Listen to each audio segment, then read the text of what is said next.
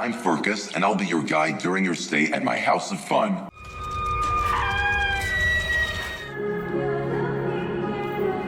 Welcome to Fergus's House of Fun. Welcome back to the Film Archives, and thank you for joining me. And in today's episode, we're diving into a movie that answers the question, what if we combined The Big Brother show with Squid Games? Well, we get Funhouse, one of the craziest reality shows ever made. Imagine a group of reality stars and social media sensations facing off in a house controlled by a CGI panda. But is it worth watching? Well, grab your popcorn and let's get into it. So, meet our contestants. Casper, who is the star of a reality show. Lonnie, who is a bachelorette / bride-to-be. Kat Zim, who is a chess master, actress, basically everything in one. An Instagram personality and influencer by the name of Ula. A YouTuber named Nevin, which is a very YouTuber name. A one-hit wonder singer named Dex. A boxer / MMA artist named Headstone. And a celebrity drama blogger known as Jimena, basically the Latina version of Keemstar. They're all reality show stars and social media personalities, and they're ready to compete in a new reality show hosted by a CGI panda named Fergus. What could possibly go wrong? Well, a lot. A lot's gonna go wrong. But more on that later. The contestants are told they will be filmed 24/7, and the public will vote for which contestant they like the most. Every 3 days, the contestant with the lowest number of votes must take place in a penalty game. And if they lose, they're out of the running. What do they stand to win? Well, $5 million, of course. Of course. Sounds like a typical reality show, right? Wrong. We then enter Nero Alexander, the wealthy and sociopathic mastermind behind the show. He's controlling Fergus, and he has the penchant for murder and mayhem. The penalty games are actually life or death situations. Yikes. Prior to the first elimination, the contestants all generally treat the show as they would any other, despite some very obvious clues that something is wrong. What kind of show is this? They drugged us. For the first elimination, Lonnie and Nevin are forced to participate in the game, while the others watch in a soundproofed room. Lonnie is then blindfolded and is instructed to smash a piñata, and if she can break it open in time, she wins. She is then blindfolded while very loud music plays. She is unable to tell that the piñata is actually a gagged Nevin, so Lonnie unwittingly beats him to death with a spiked baseball bat. It's giving Negan from The Walking Dead, if you will. It's crazy stuff. It's obviously not good. After the first death, viewers and media outlets around the world debate whether the show is real or fake. However, the contestants, on the other hand, realize that it is very real.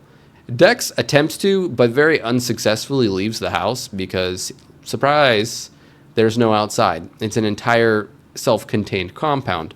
He is then forced by the guards to stand in a container of acid until he slowly melts and dies, which is not good.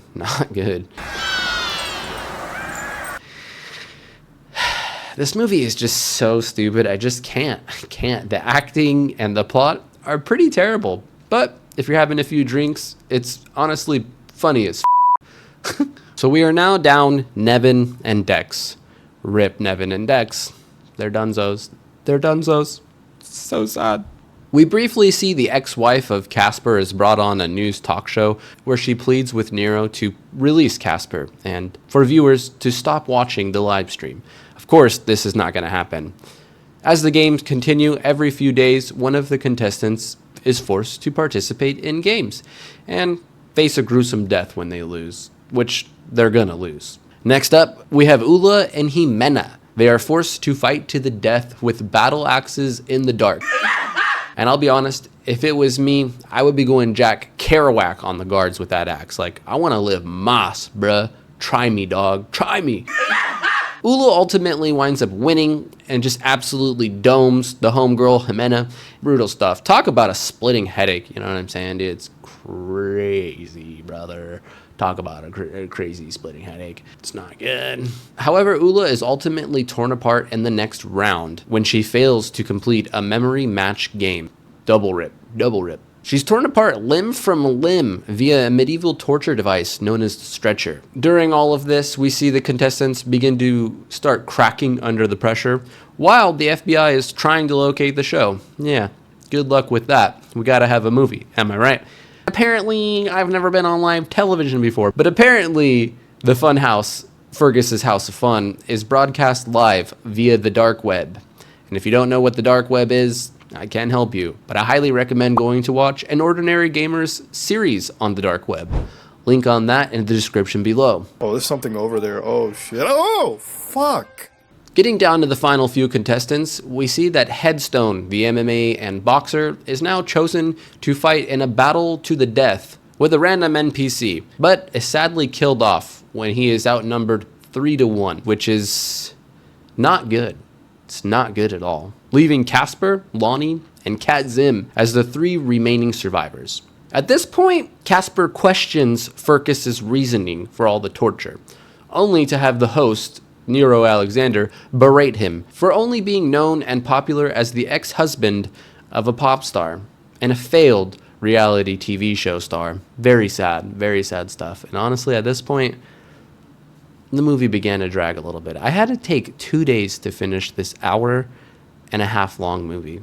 If that tells you enough, I think it should, but let's continue, shall we? Casper and Lonnie eventually give in to their mutual attraction for one another, and they make love. They make a little sexy time, if you will. We also see Kat Zim try to redeem herself and gain some votes from the audience by masturbating and pleasing herself, but it fails. It's hilarious. It's absolutely hilarious. Ultimately, this results in Kat receiving the lowest ratings for the week. Kat's challenge then requires her to play a game of chess against Fergus, which seems pretty convenient, seeing as how she was the chess master. You know, seems a little too convenient. Is it a little too convenient? I think so. However, she loses and must spin a wheel to select her punishment. The wheel spins and selects Pass the Buck, which allows her to survive by making another contestant play a punishment game, which is Lonnie. Very sad. However, Casper volunteers to go in Lonnie's place because, you know, he's in love with her after only a matter of a few weeks. But hey, that's okay. That's okay. That's okay. Fergus agrees, but then forces both of them to participate in a game of dueling pistols, which means they stand back to back, walk out 10 paces, and turn around and shoot each other with like 1,800 pistols. It's insane, dude. If it was me, I would just take one of the guards with me. I mean, you're gonna die anyway, right? Like, YOLO, bro, YOLO. We see that the FBI has managed to track the server's signal and goes to what they believe is the right location, only to instead find a small container filled with the severed heads of the previous contestants and a bomb. That's right, a bomb. It's not good. Kaboom! Back at the funhouse, we see Lonnie and Casper refuse to participate. They passionately kiss before they both ultimately decide to take their own lives by turning their dueling pistols on themselves, leaving Kat Zim as the only person left alive. We have a winner! So she wins the game and is given all 5 million of the prize money. Big money, baby. Big money, brother. Hell, can I get a hell yeah, brother? Hell yeah, brother, big money. So Kat Zim is the last one standing and wins the prize money. She escapes and is rescued by the police, but the FBI find only bodies at the house. And this is where the sickest plot twist of all time from any movie you've ever seen comes into play. It's crazy. Crazy. We see Kat Zim make her way inside Nero Alexander's home, where it is revealed that she was actually complicit in the entire scheme. I guess they're dating. Oh my god. Oh my god. Yeah, that part was really fucking stupid, and overall it was just burning pile of dog. It is also implied that she was always intended to win the show and to be the sole survivor. Kat Zim then tells Nero Alexander that next time she won't let him win at chess, implying there's going to be a next movie. Yeah, right, like that's ever going to happen. Fat chance. Nero and Kat both kiss passionately and then look directly into the camera. Fade to black, the credits roll. Best movie ever Best movie ever. Fucking shit. And there you have it, folks. The most twisted reality show you'll ever see. But is Funhouse worth a watch? I'm gonna say this movie was super mid. It has more stock footage than any movie I've ever seen, and more than most YouTubes. It has essentially no character development, so you don't really care or feel any sort of attachment to the characters, thus not caring whether they live or die. Which left me just kind of mindlessly watching and waiting for this movie to end. So I would say unless you literally have nothing else to watch, maybe skip this one. Maybe just skip it, bro. Skip it. All right, that does it for this video. If you enjoyed this one, don't forget to smash that like button. And if you're new here, subscribe to the channel. I upload new videos just like this every single week. Every single week, boys. Every single week, girls. Every single week, okay? It's big. Talk about doing it big. Everything I do it big. And let me know in the comments what you thought of this burning pile of dog shit movie. And if you have any suggestions for a video on a movie you'd like to see, make sure to drop that in the comments below as well. I appreciate all of the input that you guys give. Until next time, much love to you all, and I will see you in the next one.